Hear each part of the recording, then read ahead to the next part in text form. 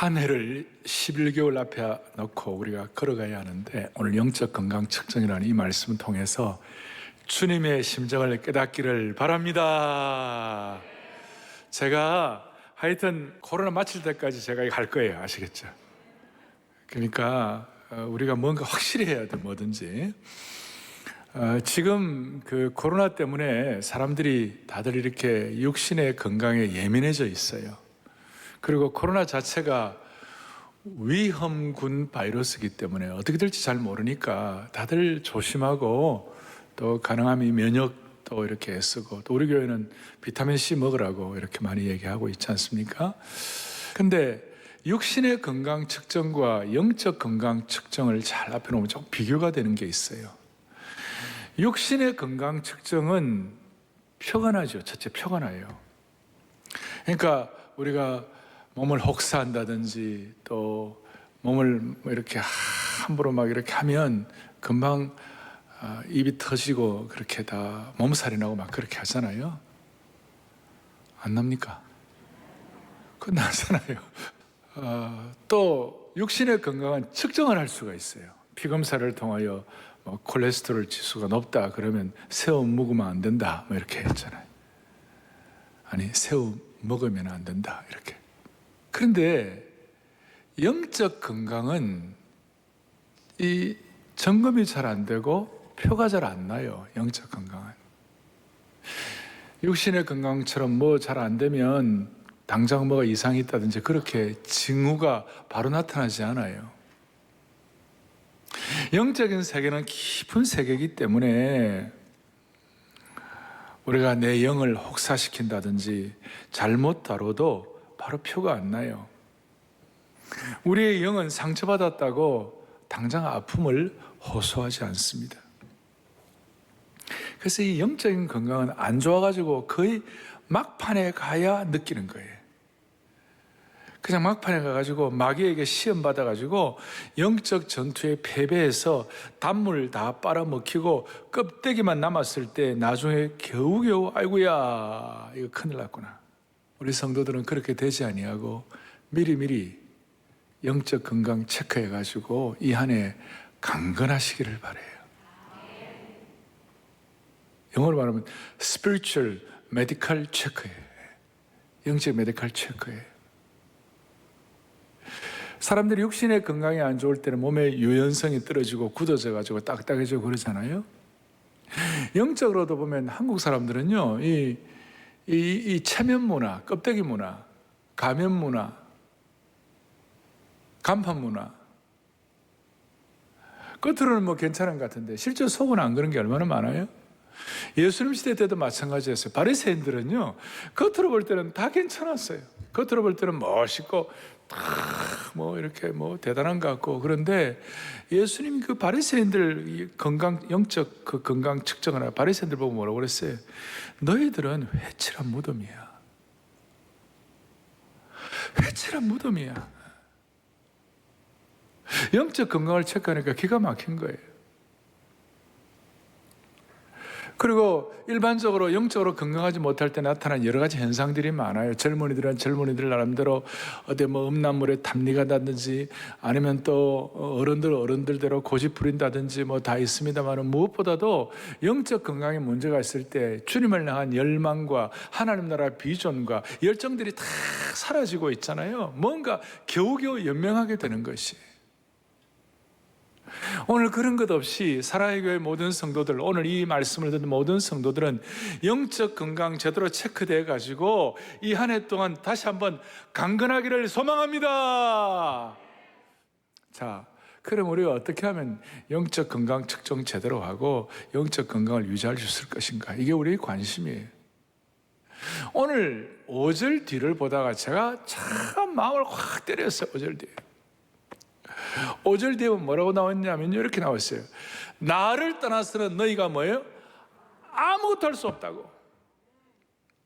오늘 이 사실, 주님을 떠나서는 우리가 아무것도 할 수 없다, 이걸 그냥 절실하게, 아주 그냥 처절하게, 그냥 아주 그냥 우리 실체로 우리가 깨달아야 되는 거예요. 그래서 첫 번째 영적 건강 체크를 위하여 주님을 떠나서는 아무것도 할 수 없음을 깨달아야 되는 것이. 영적 건강의 가장 큰 문제 중 하나가 교만이에요. 그런데 대놓고 겉으로 내가 교만합니다, 그런 사람 어디 있어요? 그런 겉으로 유치한 그런 사람 별로 없어요 이젠. 그쵸? 그런데 영적 교만은 뭐예요? 주님을 떠나서도 내 힘으로 살 수 있다는 게, 그게 교만이에요. 주님을 떠나서 내 실력, 내 능력으로 살 수 있다고 생각하는 그 자체가 교만이라니까요. 예? 오늘 찬양, 그죠? 예.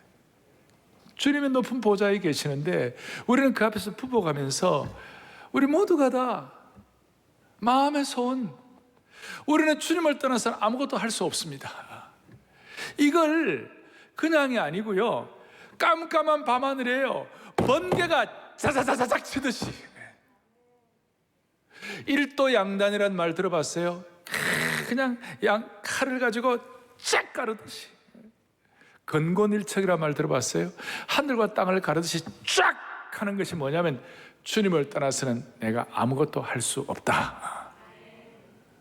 이걸 이 한 해 동안 일마다 때마다 걸음마다 고백을 해야 되는 겁니다. 여러분, 젊을 때는 이런 설교해도 그렇게 많이 안 닿을 수 있어요. 내 힘과 내 실력, 그 다음에 뭐 젊고 팔팔하니까. 그런데 나이가 들면 들수록 주님을 떠나서는 아무것도 할 수 없다는 게요, 이게 진리예요, 진리. 얘기했죠, 제가 80 넘어서 90 될 때 여러분 화장실 내 힘으로 왔다 갔다 하면 그 은혜예요, 알겠어요? 그러니까 주님 앞에 섰을 때, 주님, 나는 주님 떠나서는 아무것도 할 수 없사오니 내 마지막도 주님 앞에 이거 고백하고 주님 앞에 서게 하여 달라고 했잖아요. 이걸 우리 성도들이 고백해야 되고 한국교회가 고백을 해야 되는 것이, 주님을 떠나서는 아무것도 할 수 없다. 주님을 떠나서 아무것도 할 수 없다, 이걸 모르는 사람들은 다시 얘기해요. 주님 없어도 내 마음대로 할 수 있다. 주님 없어도 내가 살아갈 수 있다. 소위 잘못된 독립선언하는 거, 하나님 앞에 독립선언하는 거. 주님을 떠나서는 아무것도 할 수 없다는 이 말을 우리 제자훈련 용어로 말하면 전적인 위탁이에요. 토탈 커미트먼트. 한 해 내내 주님을 떠나서는 아무것도 할 수 없다 그러면 두 가지 현상이 나타나는데, 첫째는 뭐냐면요, 단순하고 명료해져요. 삶에 일이 많고 복잡하고 큰 일을 앞에 놓고 많은 일들이 있어도 기본은요, 단순, 명료, 순전, 명징한 거예요. 명징해요.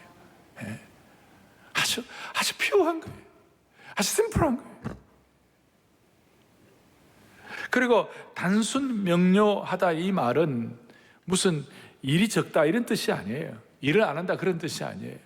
예수님 일을 얼마나 많이 하셨어요. 예수님 하루가 얼마나 복잡하셨어요. 귀신 쫓아내고 가르치시고, 바리새인들 말 안 듣는 거 뭐라 그러시고, 뭐 하루 종일 예수님 복잡하셨어요. 바울 사도 같은 경우는 지중해를 안방처럼 돌아다닐 정도로 많은 일을 했어요. 이 단순 명료하다는 말의 이 반대는 복잡하지 않다는 뜻이 아니고 이중적이지 않다, 더블 마인드가 아니다, 양다리 걸치기 아니다. 어정쩡하게 한 발은 예수님께 한 발은 세상에 나가지고 이건 뭐 이렇게 어정쩡한 이게 아니다. 아주 단순하고 명료하고, 그래서 삶의 등대가 흔들림이 없다. 그 등대의 불빛이 흔들림 없이 딱 내 삶의 등대의 불빛은 딱 정해져 있는 것이다. 그럴 때 우리의 집중력을 흩뜨리지 아니하고 고도의 집중력을 가지고 가요. 그런데 사람들이 많은 경우 흔들림 없는 등대의 불빛을 의지하는 것이 아니라 지나가는 배의 불빛에 흔들리는 거예요. 지나가는 배의 불빛, 흔들리는 불빛에 미혹돼 가지고 영적 집중력에 장애를 일으키는 것이. 여러분, 지나가는 배의 불빛이 뭡니까? 그것은 화려하고 좋아 보이고 세상의 즐거움과 쾌락과 그 다음에 재물 이런 것들은 막 반짝반짝반짝 하는 거예요. 근데 결국은 이건 다 지나가는 것들이고 이건 다 유혹에 불과하는 거예요. 제가 이 얘기를 해야 될까 말아야 될까 고민하다가, 이거 너무 당연한 얘기 하는 것 같은데 당연한 얘기 해야 되나 말아야 고민하다가, 여러분 중요한 거 다 당연한 거예요. 저희 교회 58세 되시는 목사님 있는데 나한테 그런 얘기를 해요. 목사님, 제가 내일 모레면 60인데요 우리 엄마는 나만 보면 양치질해라. 나만 보면 양치질해라. 양치질 누가 모르겠어요? 그건 너무나 당연한 거예요. 그런데 그 기본이에요, 기본. 우리가 어렵게 생각하지 말아요. 이 한 해 동안 우리 앞에 있는 모든 내용들을 앞에 놓고 주여 단순 명료 순전 명징한 삶을 살아가는, 이거는 이중적이지 아니하고 더블 마인드가 아니고 오직 주님 뭐라고 쟁기를 잡고 뒤를 돌아보는 것, 한 발은 세상을 이거 아니다는 거예요. 두 마음을 품었으니 이거 아니다라. 호세아서의 말씀 보면요, 그들이 두 마음을 품었으니 이제 벌을 받을 거라고 그랬어요. 이거 아니고 그냥 영적 집중력을 가지고 지나가는 배의 불빛을 흔들리지 말고 딱 흔들림 없는 고정된 인생의 등대에 불빛에 집중할 수 있는, 그래서 인생을 낭비하지 않는 저와 여러분들의 되기를 소망합니다. 주님을 떠나서는 아무것도 할 수 없다고 생각하면 단순 명료해진다. 그리고 인생의 등대에 불빛을 딱 바라보지 고도의 집중력을 갖는다. 두 번째로는 주님을 떠나서는 아무것도 할 수 없다는 이 말을 조금 더 적극적으로 해석을 하면 주님과의 친밀함을 회복을 하는 것이, 주님과 나만이 아는 그 친밀한 감탄사를 가지고 회복을 하는 것이, 이런 뜻이에요. 새벽 2시, 3시에 잠깐 깰 수 있잖아요. 그럼 침상에서 눈물이 나는 거예요. 나 같은 인생이 뭔데 주님, 나 같은 걸 왜 피 흘려 값주고 사시고, 나 같은 것이 뭔데 수치와 모욕을 다 당해주시고 대신. 기가 막힌 거예요. 우리가 오늘 앞에 공적 찬양할 때 주 없이 살 수 없어 찬양하잖아요. 그거 그냥 한 거 아니에요?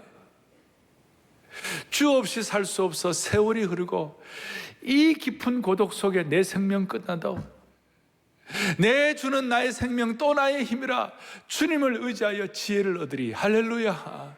이게 그냥 암예배 때는 자꾸 이게 제 찬송에 눈물이 막 나는 거예요. 이 깊은 고독 속에 내 생명 끝나도 내 주는 나의 생명 또 나의 힘이라 주님을 의지하여 지혜를. 이게 주님과의 친밀함이에요. 그러니까 주님을 떠나서는 아무것도 할 수 없다는 것은 주님과의 깊은 친밀함으로 들어가는 것이.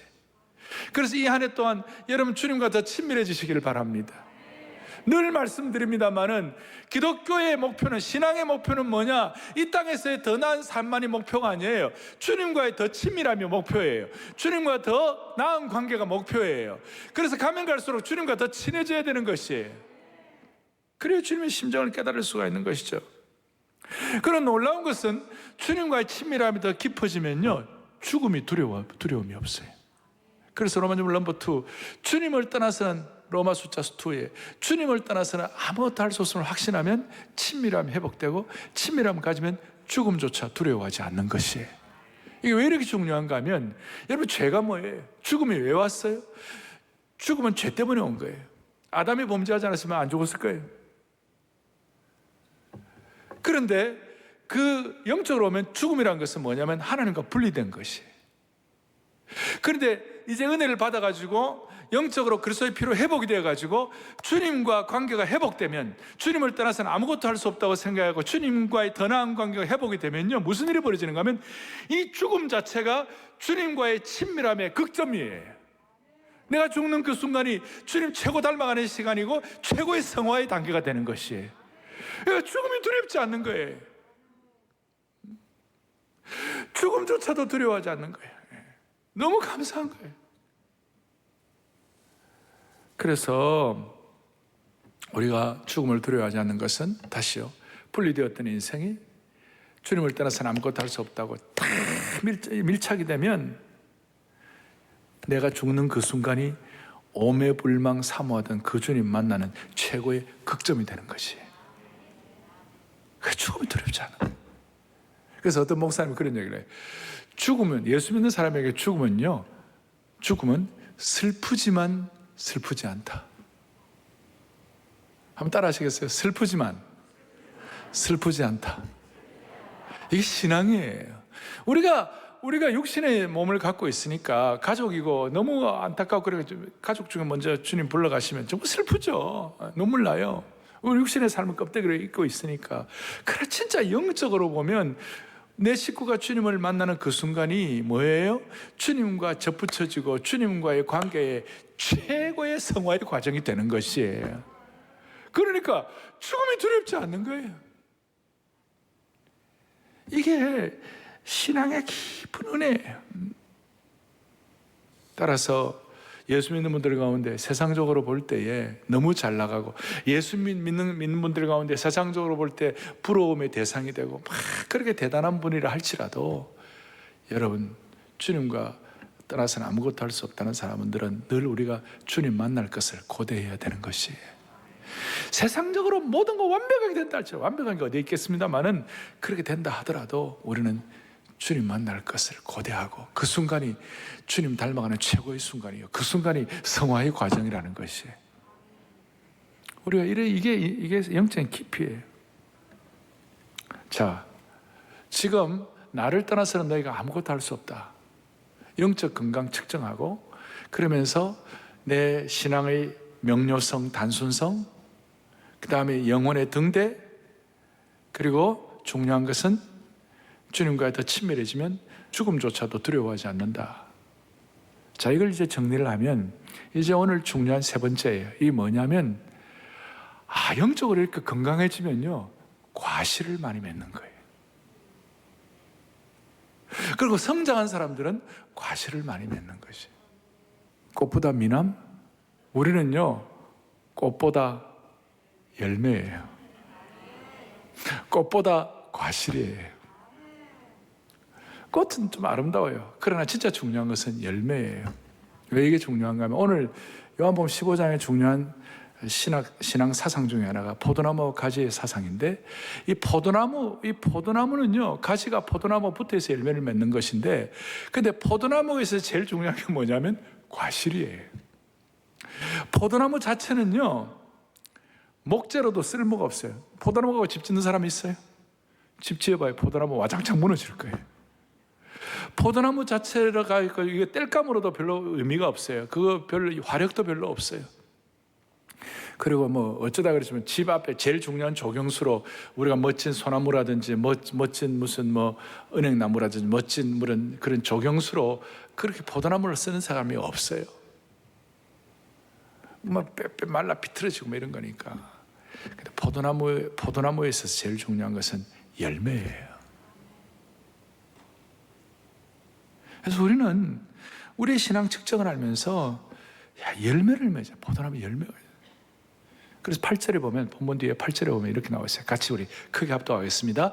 너희가 열매를 많이 맺으면 내 아버지께서 영광을 받으실 것이요, 너희는 내 제자가 되리라. 할렐루야. 열매를 많이 맺으면 하나님 영광 되실 뿐만 아니라 우리가 주님의 제자가 된다고 그러는 거예요. 제자는 또 열매를 많이 맺는 게 제자라는 것이. 참된 제자는 열매를 많이 맺는 것이. 그리고 이 열매를 얘기할 때 우리는 주로 성경에서 중요한 열매는 성령의 9가지 열매예요. 사랑, 희락, 화평, 오래 참, 자비, 양성, 충성, 온유, 절제, 9가지 열매. 이 9가지 열매를 9사람이 맺는 게 아니고 한 사람에게 조화롭게 이 9가지 열매를 맺는 거예요. 한 사람에게 나타나는 현상이에요. 그래서 이 9가지 열매를 한 분이 완벽하게 맺으신 표상이 누구냐? 예수 그리스도이세요. 그래서 우리가 예수 그리스도께 가지로서 접붙여 있으면, 포도나무이신 주님께 접붙여 있으면, 우리도 나름 시간이 지나갈수록 영적 건강 측정을 하고, 우리가 앞에 있는 것처럼 주님 떠나서 아무것도 할 수 없다고 생각하고, 단순 명령, 이중성 없이 친밀하게 죽음조차 두려워하지 아니하고 우리의 삶의 등대를 분명하게 하면 우리의 삶에 이 9가지 열매가 조화롭게 맺혀지기 시작하는 것이에요. 균형 잡힌 열매를 맺을 수가 있다는 것입니다. 그래서 성도들끼리 서로 물어봐야 돼요. 온유의 열매가 있는지. 저는 어떤 열매가 있는 것 같아요? 제가 아니고 여러분 서로. 우리는 제가 어떤 열매가 있는가 서로 이렇게 물어보면, 죄송하지만 없네요. 네. 그러면 참 안타까운 일 아니겠어요? 형제님은 온유의 열매가 있습니다. 형제님은 사랑의 열매가 있습니다. 형제님은 참 절제의 열매가 있습니다. 얼마나 귀해요? 물어볼까요? 옆에 있는 분들끼리 어떤 열매가 있습니다. 10분의 1만 되니까 어떻게 할 수가 없어요 지금. 그래서 하나님이 우리에게 요구하시는 것은 꽃이 아니라 열매입니다. 하나님 우리에게 요구하시는 것은 꽃 성도가 아니라 열매 성도가 되어야 됩니다. 따라하겠습니다. 꽃 성도가 아니라 열매 성도가 되어야 한다. 왜 이게 중요한가 하면, 저는 꽃 얘기하면 꽃이 아름답죠. 그런데 며칠이나 가겠어요? 그래서 구약과 신약에 보면, 이사야에도 베드로서에도 보면 뭐라고 나와 있습니까? 꽃은 마르고 풀은 시들어진다. 그러나 열매는, 사람의 열매를 먹으면 생명을 연장하는 것이에요. 열매를 가지고 하나님께 영광을 돌리는 것이에요. 그래서 오죽하면 15장 2절에 보면요, 열매를 맺지 않는 나무는요, 아버지께서 그것을 제거해 버리신다고 그랬어요. 아유, 걱정, 겁나는 거예요. 정신이 번쩍 드는 거예요. 가룟유다 처리된 거예요. 바리새인들 처리되는 거예요. 다시요, 꽃 성도가 아니라 무슨 성도가 되어야 한다고요? 열매를 맺어야 돼요.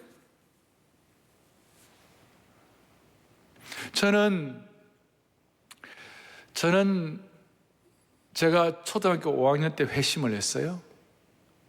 그리고 말씀을 통한 확신은 대학교 1학년 때 했는데, 대학교 1학년 때 교회 선교단체 가서 첫 시간에 그 성경 공부를 하는데, 그때 저의 성경 공부 리더가 저에게, 정현 형제, 열매 맺는 삶을 살고 있어? 아니 정현 형제, 무엇이 가장 열매 맺는 삶이라고 생각하오? 무엇이 가장 열매 맺는 삶인가? 그게 늘 저에게는 이렇게 숙제처럼, 지금까지도 나는 내 삶에 무엇이 가장 열매 맺는 삶인가? 아니 내가 열매 맺는 삶을 살고 있는가? 그렇다면 열매를 맺으려면 어떻게 해야 하나? 그 중에 하나, 깨달은 것 중에 하나가 이거 있어요. 하나님을 위해서가 아니라 하나님과 함께 해야 열매를 맺을 수가 있어요. 다시, 하나님을 위해서 일하기보다 하나님과 함께 일해야 되는 거예요. 이게 말이 좀 차이가 있어요. 무슨 말인가 하면, 하나님을 위해서 일한다는 말 우리 자주 잘할 수 있어요. 내가 이거 하나님을 위해서 한다, 하나님의 for him, 하나님의 영광을 위해 한다면 다 할 수 있는데, 그러나 열매 맺는 삶을 위해서는요, 그것만이 아니라 반드시 하나님과 함께 일해야 열매를 맺은. 왜? 오늘 포도나무가 가지에 붙어 있어야 되고, 나를 떠나서 너희가 아무것도 할 수 없기 때문에 이 하나님과 함께 일한다는 것은 어떤 뜻인가 하면요, 지배권이 하나님께 속해 있는 것이에요. 주님께 내 지배권을 드린 것이에요. 주님께 위탁되어 있다, 그 말이에요. 그래서 우리는 하나님을 위해서 일도 하지만 중요한 것은 하나님과 함께 일을 해야 열매를 맺을 수가 있는 것이에요. 오늘 우리 시대를 이 시대의 상황을 살펴볼 때마다 우리의 마음에 간절함이 있어요. 하나님 아버지, 사랑의 교회 모든 성도들, 오늘 생중계로 들어오는 모든 성도들, 이 방송과 말씀을 듣는 모든 주의 백성들, 주여 불쌍히 여겨주셔서 하나님을 위해서 정도가 아니라 하나님과 함께 일해야 열매 맺는 열매 성도가 되게 하여 주옵소서. 소망합니다. 열매 맺는 성도가 되어야 되는 거예요. 하나님과 함께, 하나님과 함께 일해야 우리의 삶의 지배권이 하나님께 있음을 선포하는 것입니다. 삶의 지배권이 하나님과 함께 일해야, 하나님께 이전되어 있어야만 가능한 것이. 이렇게 우리는 이 열매를 가지고 감정도, 생각도, 의지도, 우리 약점도 극복하고 나와 맞는 사람도 품을 수 있고, 그렇게 할 수 있는 것이, 이것이 우리의 신앙의 뿌리를 깊이 내리는 거라고 말할 수 있습니다. 하나님을 위해서 정도가 아니라 하나님과 함께 일하는, 내 삶의 지배권을 주님께 이전하여 할 때에 우리의 인생, 우리의 신앙의 뿌리를 깊이 내리는 것인 줄로 확신하셔야 돼요. 올리브 나무와 회전초라는 나무가 있는데, 올리브 나무라는 것은 깊이 깊이 뿌리가 내려져 가지고, 여러분 올리브 나무는 15년 정도 되면 본격적으로 열매를 맺기 시작하고, 제주 귤나무 같은 거는 3년이면 다 맺지만 시작합니다만은, 여기 15년 그리고 30년쯤 지나면 열매가 본격적으로 맺어지는데, 큰 올리브 나무 같은 경우는요 수백 킬로가 나와요 거기에 열매가.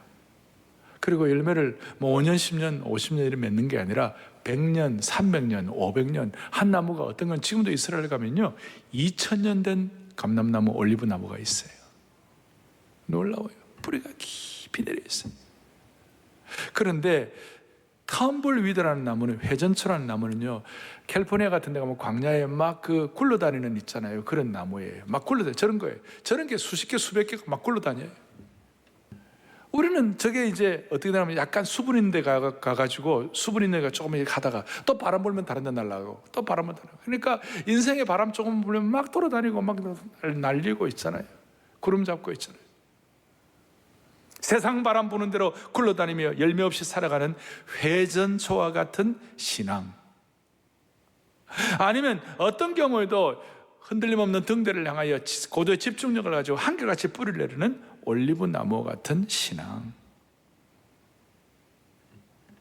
오늘 우리 모두에게 올리브 나무 같은 깊이 뿌리 내린 주님께 접붙여져 있는 그런 축복이 있기를 바랍니다.